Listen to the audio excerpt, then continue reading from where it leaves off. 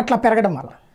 కాబట్టి జగన్ ఏం చేశాడు, ఏది మన వైశ్య సామాజిక వర్గపు పద్ధతి ఫాలో అయ్యాడు. నా జేబులో డబ్బులు ఇంత ఉన్నాయి, నేను ఇంత అప్పు వస్తుంది, నాకు నా దగ్గర 1,00,000 ఉంది, ఇంకో 1,50,000 వస్తుంది, ఇంకో 50,000 వస్తాయి, ఈ 1,50,000తో నేను ఏం చేయగలను. అందుకనే మీరు చూడండి, ప్రతిసారి కూడా హామీ ఇచ్చేటప్పుడు కానీ అది నేను ఇట్లా ఇవ్వలేను, ఏది చివరిలో పెన్షన్లు పెంచమంటే కూడా 4,000 కాదు 5,000 చెప్పమంటే కూడా ఇవ్వలేము, మనము ఇవ్వలేంది చెప్తే అట్లాగా మన విశ్వసనీయత దెబ్బతింటది, ఇది మాట్లాడుకోవచ్చు.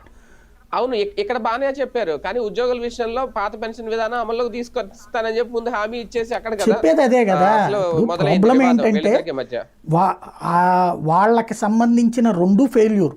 ఒకటి పెన్షన్ విధానం పునరుద్ధరణ, రెండోది 27% శాలరీ మధ్యంతర భృతి ఇస్తానని చెప్పి ఇచ్చి ఆ మధ్యంతర భృతిని నిరంతర భృతి కిందకి మార్చకుండా దాన్ని 23కి తగ్గించడం, ఆ టైంలో ఆ ఎక్కువ జీతం ఇచ్చామా వెనక్కి ఇచ్చేయండి అంటాం అన్నది విపరీతమైన వ్యతిరేకత వచ్చింది ఉద్యోగులు. దానికి తోడు PRC 10 ఏళ్లకోసారి పెడతానంటాం, విపరీతమైన వ్యతిరేకత వచ్చింది. అంటే కేంద్రంతో సమానం, కేంద్రం 10 ఏళ్లకోసారి చేస్తుంది, అట్లాగే చేస్తానని చెప్పడం. దాంతోపాటు ఉద్యోగుల గురించి నెగిటివ్ క్యాంపెయిన్ చేయటం, ఈ 3 ఉద్యోగుల్లో తీవ్ర వ్యతిరేకత తెచ్చినాయి. దానికి తోడు మీరు చెప్పినటువంటి కాన్సెప్ట్ కూడా ఒకటి ఉంటుంది అనమాట, సోషల్ ఇంజనీరింగ్. ఈ సోషల్ ఇంజనీరింగ్లో వచ్చేటప్పటికి ప్రభుత్వ ఉద్యోగులు సోషల్